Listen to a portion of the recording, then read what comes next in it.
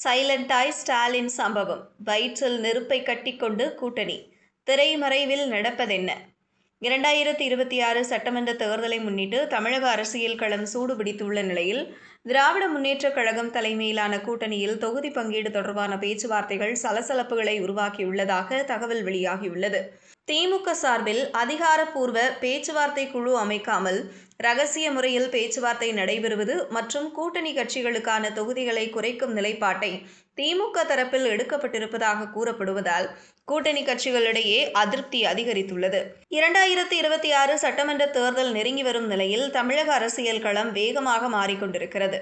திமுகவும் அதிமுகவும் தங்கள் கூட்டணிகளை வலுப்படுத்தும் பணியில் இறங்கியுள்ள நிலையில், எந்த அணியில் சேர வேண்டும் என்ற குழப்பத்தில் தேமுதிக இன்னும் முடிவெடுக்காமல் இருப்பதாக அரசியல் வட்டாரங்களில் பேசப்படுகிறது. காங்கிரஸ் திமுகவை விட்டு சென்றால் அதிக தொகுதிகள் கேட்கலாம். அதிமுக கூட்டணிக்கு சென்றால் ராஜ்யசபா சீட்டுடன் பாஜகவிடம் மத்திய இணையமைச்சர் பதவி கேட்கலாம் என்ற திட்டமே தேமுதிகவுக்கு உள்ளது என அரசியல் விமர்சகர்கள் கருத்து தெரிவிக்கின்றனர். இந்த நிலையில் திமுக கூட்டணியில் புதிய சிக்கல் உருவாகியுள்ளதாக கூறப்படுகிறது. வழக்கமாக தேர்தல் அறிவிப்பு வெளியாகும் முன்பே கூட்டணி கட்சிகளுடன் அதிகாரப்பூர்வமாக பேச தனிக்குழு அமைப்பது அரசியல் நடைமுறையாக இருந்து வருகிறது. ஆனால் இந்த முறை அந்த நடைமுறை பின்பற்றப்படவில்லை என்பது கூட்டணி வட்டாரங்களில் பேசப்படுகிறது. தேர்தலில் அதிக தொகுதிகளில் திமுகவே போட்டியிட வேண்டும் என்ற நிலைப்பாட்டில் மு.க.ஸ்டாலின் உறுதியாக இருப்பதாக கூறப்படுகிறது. இதன் காரணமாக கூட்டணி கட்சிகளுக்கு கூடுதல் இடங்களை வழங்க முடியாது என்ற தகவலும் பரவி வருகிறது. அதிகாரப்பூர்வ பேச்சுவார்த்தை நடத்தப்பட்டால் அதன் விவரங்கள் வெளியாகி தொண்டர்களிடையே கருத்து வேறுபாடுகள் உருவாகும் அபாயம் இருப்பதாக கருதி முதலில் ரகசிய பேச்சுவார்த்தைகள் நடத்தப்படுகின்றன என அரசியல் வட்டாரங்கள் தெரிவிக்கின்றன. இதன்படி மூத்த அமைச்சர்கள் வாயிலாக கூட்டணி கட்சி தலைவர்களுடன் தனிப்பட்ட முறையில் ஆலோசனைகள் நடைபெற்று வருவதாக கூறப்படுகிறது. கூட்டணி இறுதி நிலையை எட்டாததால் காங்கிரஸ் உடனான பேச்சுவார்த்தையும் இன்னும் தொடங்கப்படவில்லை என தகவல்கள் வெளியாகியுள்ளன. இந்த நிலையில் சில சிறிய கூட்டணி கட்சிகளுக்கான தொகுதி ஒதுக்கீடு குறித்து ஆரம்பகட்ட முடிவுகள் எடுக்கப்பட்டுள்ளதாக கூறப்படுகிறது. இந்திய யூனியன் முஸ்லீம் லீக், மனிதநேய மக்கள் கட்சி மற்றும் கொங்கு மக்கள் தேசிய கட்சி ஆகிய கட்சிகளுக்கு தலா 2 தொகுதிகள் வழங்கப்படலாம் என தகவல் வெளியாகியுள்ளது. மேலும் வேல்முருகன் மற்றும் கருணாஸ் ஆகியோருக்கு தலா 1 தொகுதி வழங்கப்படும் என கூறப்படுகிறது.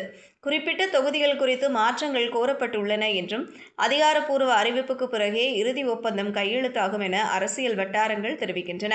கம்யூனிஸ்ட் கட்சிகள் உடனான பேச்சுவார்த்தையும் இழுபறியாகவே உள்ளது. கடந்த தேர்தலில் பெற்ற தொகுதிகளை விட குறைவாக வழங்கப்படும் என கூறப்பட்டதால் அவர்கள் அதிருப்தி தெரிவித்துள்ளனர். தாங்கள் போட்டியிட்ட தொகுதிகளில் வெற்றி குறைவாக இருந்தது என்ற காரணத்தை கொண்டு இடங்கள் குறைக்கப்படுவதாக அமைச்சர்கள் விளக்கமளித்ததாக கூறப்படுகிறது.